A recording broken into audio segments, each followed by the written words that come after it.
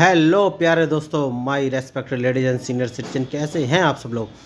तो दोस्तों, मेरा नाम है I enjoy defeat representing India internationally at chess. तो आज मैं फिर आ गया हूं ऑनलाइन मैच लेकर। अभी तक मैं सर्च कर रहा हूं, मुझे ऑनलाइन अपोनेंट अभी तक मिला नहीं। देखते हैं कौन सा आज मुझे ऑनलाइन अपोनेंट मिलता है। ओके, देख ली। ओ माय गॉड, मुझे इंडिया के ही अपोनेंट मिले हैं और इनका नाम है प्रबुद्धा। Very good. इनके अंक हैं 1600, बढ़िया खिलाड़ी हैं।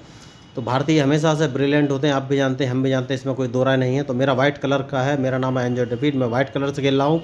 तो पहला मूव मेरा है, क्योंकि वाइट ही सबसे पहले चलता है, चेस का रूल है। तो जो ग्रीन कलर का टिक आपको दिखाई दे रहा है, मैं अपना पॉन E2 से उठाकर E3 पर रख देता हूँ और देखूंगा ये कौन सा मूव चलेंगे। देखिए, कॉमन मूव होता है D या E, कॉलम से ही ये कोई एक मूव चलेंगे। दोस्तों देखते हैं कौन सा मूव चलेंगे। क्योंकि देखिए, जब भी आप चेस खेलते हैं, मैं हमेशा आप लोगों से बोलता हूँ कि चेस की स्ट्रेटजी सामने वाले की स्ट्रेटजी भाई मेरी डिपेंड करती है। मैं अपनी स्टार्टिंग में कोई स्ट्रेटजी नहीं बनाता हूँ। इनके 12 सेकंड बचे हैं, ये क्या मूव नहीं चलेंगे।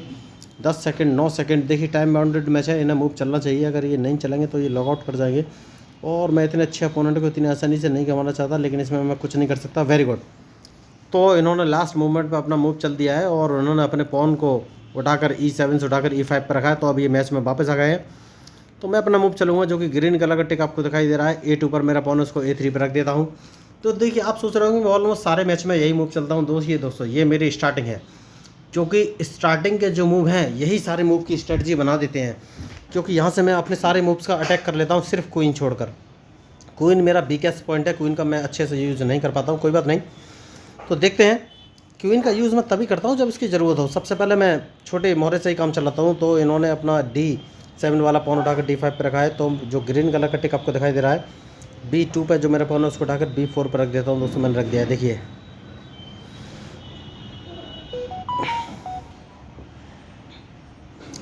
तो बढ़िया मैच। और मैं अपने न्यू व्यूअर्स को बता देना चाहता हूँ भाई, ये B2 और B4 क्या है। तो वाइट कलर के नीचे जो ABCDEFGH लिखा हुआ दिखाई दे रहा है दोस्तों, ये कॉलम को रिप्रेजेंट करता है नीचे से ऊपर। और लेफ्ट हैंड साइड पर जहाँ ग्रीन कलर का टिक आपको दिखाई दे रहा है, वहाँ पर 1 2 3 4 5 6 7 8 लिखा हुआ है, वो रो को रिप्रेजेंट करता है, मतलब कि लेफ्ट से राइट। तो जहाँ पर कॉलम और रो एक दूसरे को काटते हैं, वो स्क्वायर को रिप्रेजेंट करते हैं। तो जैसे कि अभी आपको ग्रीन कलर का जो टिक दिखाई दे रहा है, वो वाला पॉन मेरा H कॉलम में है और सेकंड रो है, तो उसको H2 पोजीशन पड़ी जाएगी। और मैं इसको उठाकर H कॉलम में तीसरी पोजीशन पर रख दूंगा, तो ये S3 पोजीशन पड़ी जाएगी। तो इसके बारे में भी मैंने एक बेसिक रूल्स ऑफ चेस 1 नाम का एक वीडियो डाला हुआ है, जिसमें ये बताया गया है कि चेस बोर्ड को कैसे सेटअप करना है और कौन से मूव किस तरीके से चल रहे हैं। इसका भी एक वीडियो मैंने डाला हुआ है, वो है चेस का बेसिक रूल्स 2 फॉर बिगनर्स। तो मैं आप लोगों से रिक्वेस्ट करना चाहूँगा, अगर आपको चेस के बेसिक रूल्स या चेस बोर्ड सेटअप करने में कोई प्रॉब्लम है तो मेरी दोनों वीडियो देख लीजिएगा। बहुत ही बेसिक तरीके से मैंने चेस के बारे में समझाया है। तो मैं गारंटी देता हूँ उन दोनों वीडियो को देखने के बाद आप चेस के बारे में सारे आपके कंसेप्ट क्लियर हो जाएंगे। तो कम से कम आप मूव तो चलने लगाएंगे, क्योंकि अच्छा आप तभी खेल पाएंगे जब आप प्रैक्टिस करेंगे। तो इन्होंने अपना क्वीन उठाकर रखा है सीधा D7 पर। कोई बात नहीं, मैं अपने बिशप को उठाकर B2 पर रख देता हूँ। तो अभी तक मैंने अपना कोई टारगेट फिक्स नहीं किया है, क्योंकि जब तक मुझे पता नहीं चलेगा इनकी स्ट्रेटजी। देखिए, ये भी ह्यूमन है, मैं भी ह्यूमन हूँ। मैं सिर्फ प्रोडक्शन कर सकता हूँ, लेकिन फाइनल मूव तो उनको ही मूव तो उन्हीं पर डिपेंड करता है। और भाई, मैं कोई बड़ा 30 मार का खिलाड़ी नहीं हूँ, मैं छोटा सा ही प्लेयर हूँ। तो अब देखिए, अब मेरा टारगेट हो गया है E5 वाला पॉन। तो इसको मारना कैसे है। तो सबसे पहले मैं अपने B4 वाले पॉन को आगे बढ़ाऊंगा। तो जैसे ही मैं अपने B4 वाले पॉन को आगे बढ़ाऊंगा, ह्यूमन नेचर, इनके पास कोई ऑप्शन नहीं रहेगा और ये A6 वाले पॉन से मेरा पॉन मारेंगे। जैसे ही A6 वाले पॉन से मेरा पॉन मारेंगे, मैं अपने F1 वाले बिशप से इनका पॉन मार दूंगा और ये अपने नाइट को उठा नहीं पाएंगे। उसके बाद मैं E5 वाला पॉन मारूंगा। तो ये मेरी स्ट्रेटजी है, देखते हैं सक्सेसफुल होगी कि नहीं। तो देखिए, ये तो मेरी स्ट्रेटजी है, लेकिन दोस्तों सारी स्ट्रेटजी अपोनेंट के मूव पर ही डिपेंड करती है। लेकिन मेरे ये मूव फिक्स है, जैसा कि मैंने आपसे कहा था, उनका पॉन मारा, उन्होंने मेरा पॉन मारा, अब मैं बिशप से उनका पॉन मार दूंगा और अब देखिए वो नाइट को उठा नहीं पाएंगे।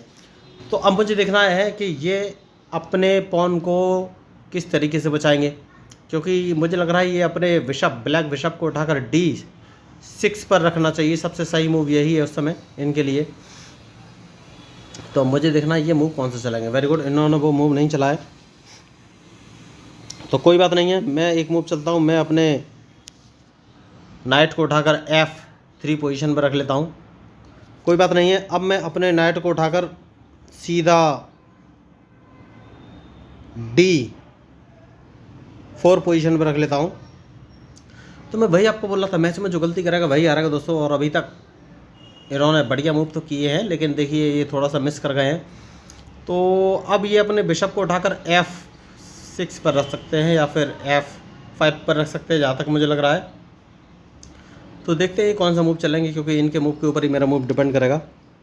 तो देखिए इन्होंने बहुत बड़ी मिस्टेक की है, अपना क्वीन मरवा लिया है। तो सबसे पहले मैं इनका क्वीन मार दूंगा। इन्हें सोचना चाहिए था कि मेरा नाइट D4 पर बैठा है। दोस्तों यही होती है मिस्टेक, बिना मिस्टेक के गेम का कोई रिजल्ट नहीं निकलता है। तो जो चेस में मिस्टेक करेगा वही हारेगा, मैंने पहले ही आपसे बोला था। तो इन्होंने बहुत ही भयंकर मिस्टेक की और इनका जो है क्वीन मारा गया। तो सबसे पहले मैं इस नाइट को भी मार दूंगा। तो अब मैं एक काम करूंगा, और वो काम ये है कि मैं अपने चेक दे दूं। क्या इनको यस चेक दे सकते हैं? सबसे पहले मैं इसको यहाँ से चेक दे दूंगा। मुझे देखना ये कौन सा मूव चलेंगे, क्योंकि इनके पास एक ही मूव है दोस्तों। Very good. तो अब मैं कौन सा मूव चलूँ ये मुझे सोचना है। तो सबसे पहले काम करते हैं, मैं अपने क्वीन को उठाकर E5 पोजीशन में रख दूंगा दोस्तों, जिससे कि इनका रूक मारा जाएगा। अब ये अपने रूक को नहीं बचा सकते। तो बहुत ही बढ़िया मैच हो गया है, जितनी तारीफ़ करो उतनी कम है। तो इनका रूक तो अब मारा जाएगा। देखिए इतने बड़े खिलाड़ी हैं ये, और भारतीय प्लेयर हमेशा से ब्रिलियंट होते हैं। मैं भी मानता हूँ, मैं भी भाई भारतीय हूँ। देखिए दोस्तों मेरा नाम है आई एन्जॉय डिफीट, मतलब मैं अपनी डिफीट एंजॉय करना चाहता हूँ, इसीलिए मैंने अपना नाम रखा है। लेकिन लोग गलत मतलब निकाल देते हैं। लोग बोलते हैं कि आप ओपोनेंट की डिफीट एंजॉय करते हैं। तो देखिए दोस्तों वो तो सीधी सी बात है, अपोनेंट जब हारेगा तो सबको अच्छा लगता है। ये तो इतने बड़े खिलाड़ी थे, उन्होंने समझ लिया था कि उनका रूक यानी कि हाथी नहीं बचेगा और उनकी चेकमेट तो हो ही जाएगी अल्टीमेटली, क्योंकि उनका क्वीन भी मर चुका था। तो भाई मैं कभी भी रिकमेंड नहीं करूँगा कि आप लोग इतनी जल्दी चेस को क्विट कर जाएँ। आपको लास्ट मिनट तक खेलना चाहिए, क्योंकि अंडर प्रेशर जब आप खेलेंगे तभी आपकी ब्रेन की एक्सरसाइज होगी और आप अपने ब्रेन को 100% एफिशिएंसी के साथ यूज़ कर पाएंगे। तो जब ब्रेन बार बार इस ऐसी सिचुएशन को फेस करता है तभी वो कुछ अच्छा डेवलपमेंट दिखा सकता है दोस्तों, क्योंकि जिस चीज़ की आप एक्सरसाइज करोगे उसमें इंप्रूवमेंट तो होना लाजमी है।